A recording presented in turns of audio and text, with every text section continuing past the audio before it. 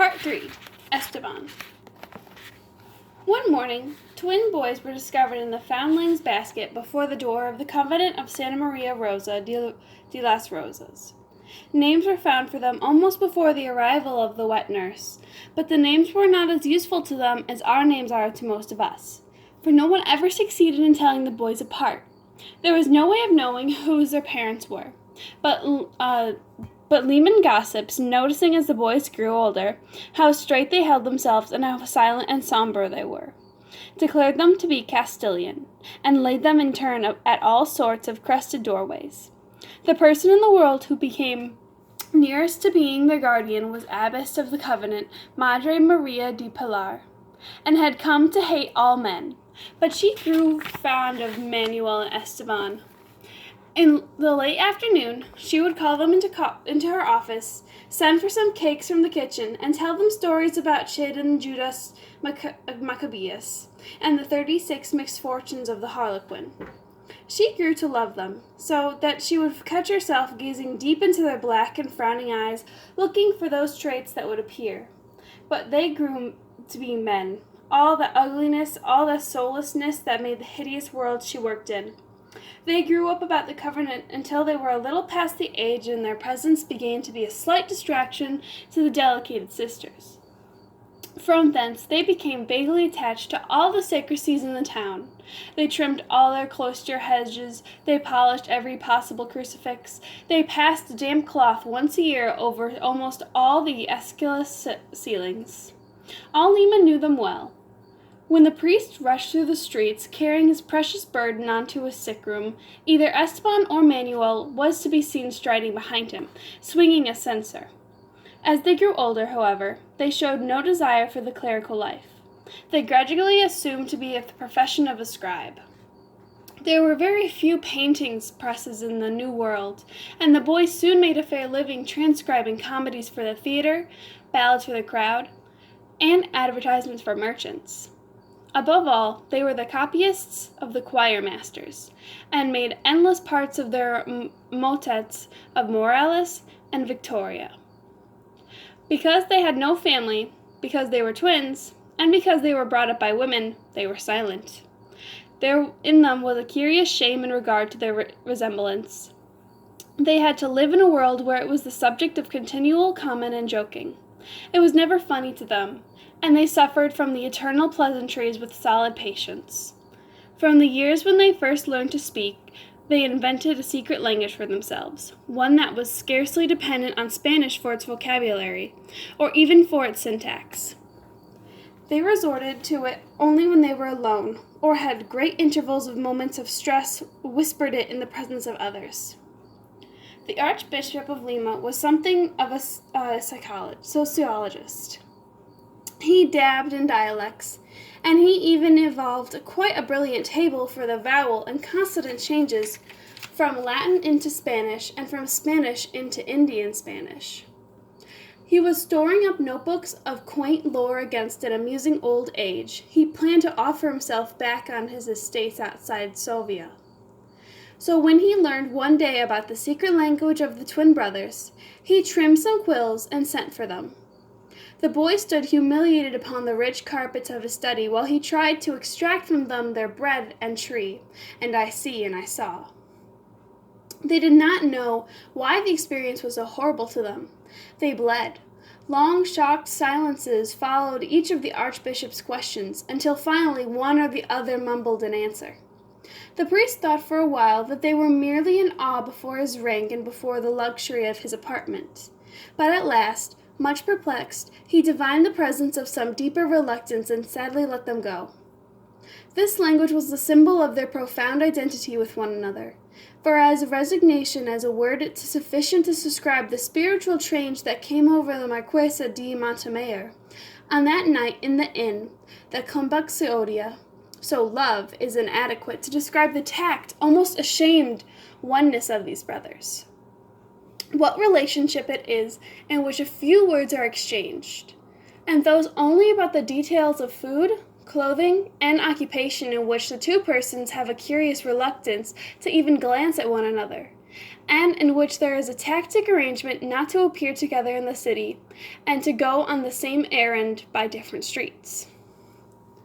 Yet side by side with this there existed a need one another so terrible it produced miracles, as naturally as the charged air of a sultry day produces lightning. The brothers were scarcely aware of it themselves, but telepathy was a common occurrence in their lives, and when one returned home, the other was always aware of when his brother was still several streets away. Suddenly, they discovered that they were tired of writing. They went down to the sea and found an occupation in loading and unloading vessels, not ashamed of working side by side with Indians. They drove the teams across the provinces, they picked fruit, they were ferrymen, and they were always silent. Their sombre faces took on these labors a male and gypsed cast. Their hair was seldom cut, and under the dark mat of their eyes looked up suddenly surprised and a little sullen. All the world was remote and strange and hostile except one's brother. But at last the first shadow fell upon the other with his unity, and shadow was cast by the love of women. They had returned to the city and resumed copying parts of the theater. One night, a manager, foreseeing his thinning house, gave them a free admission. The boys did not like what they found there. Even speech for them was a debased form of silence. How much more futile if it is poetry, which is debased form of speech. All of those allusions to honor, reputation, and the flame of love, all the metaphors about birds, Achilles, and the jewels of Cleon were fatiguing. In the presence of literature, they had the same darkling intellect that stirs for a time behind the eyes of a dog. But they sat on patiently gazing at the bright lights and rich clothes. Between the acts of comedy, and the Procole stepped out of her role and put on 12 petticoats and danced before the curtain. Esteban still had copying to do, or pretended so, and went home early. But Emanuel stayed on. The red stockings and shoes of the Procole had made their impression. Both brothers fetched and carried their manuscripts up and down the dusty stairs behind the stage. There they had seen an irritable girl in a silenced bodice, mending her stockings before a mirror while her stage director read aloud her lines for memorization. She had let fall upon the boys for a moment, and a donation of her amazing eyes immediately dissipated in her amused recognition that they were twins. Forthwith, she had dragged them into the room and placed them side by side. Carefully, amusedly, and remorselessly, she had peered into every square inch of their faces, until finally laying out one hand on Esteban's shoulder, and she cried out, "This one is the younger." That had been several years before either of the brothers had thought of this episode again. Henceforth, all of Emanuel's errands seemed to lead him past the theater. Late at night, he would drift about among the trees beneath her dressing-room window. It was not the first time that Emanuel had been fascinated by a woman. Both brothers had been possessed by a woman, and often, especially during their years at the waterfront, but simply, latently. But it was the first time that his will and imagination had been put thus overwhelmed. He had lost that privilege of a simple nature with the dissociation of love and pleasure. Pleasure was no longer as simple as eating. It was being complicated by love. Now was beginning that crazy loss of oneself, that neglect of everything but one's dramatic thoughts about the beloved. Now, that feverish inner life all turning upon the Procole, with which would have been astonished and disgusted her had she had admitted to divine it. This Manuel had not fallen in love through any intimidation of literature. It was not of him, at all events. The bitterest tongue in France had remarked only 50 years before that many people would never have fallen in love if they had not heard about it. Emanuel read little. He had only been once to the theater, where above all there regions and legends that love is a devotion.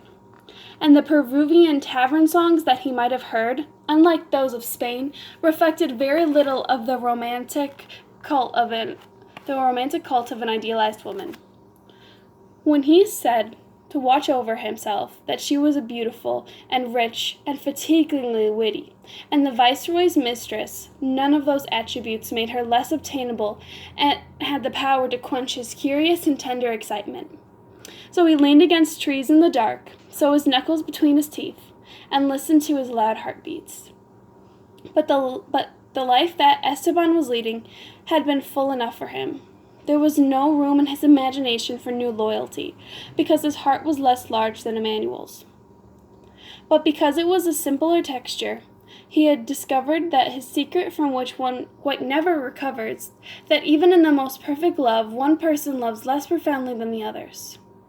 There may be two equally good, equally gifted, equally beautiful, but there would never be two of that one another equally well. So Esteban sat upon their room by the guttering candle, his knuckles between his teeth, wondering why Emanuel was so changed and why the whole meaning had gone out of their life. One evening, Manuel was stopped on the street by a small boy who announced to him that Picoli wished to call upon her at once. Manuel turned on his path and went to the theater. Straight, somber, and impersonal, he entered the actress's room and stood waiting. Camila had a service to ask of Manuel, and she thought of a few preliminary blandishments that were necessary. But she scarcely paused in combing a blonde wig that was dressed upon the table before her. "You write letters for people, don't you? I want you to write a letter for me, please. Please come in." He came forward 2 steps. "You never pay me the least visit, either of you. It's not Spanish of you. I'm meaning courteous. Which are you, Manuel or Esteban?" "Manuel." "It doesn't matter. You are both unfriendly. Neither of you ever comes to see me. Here I sit, learning stupid lines all day, and no one ever comes to see me but a lot of peddlers. It is because I'm an actress, no?" This is not very artful for Emanuel, but unspeakably complicated. He merely stared at her from the shadows of her long hair, and he left her to improvise.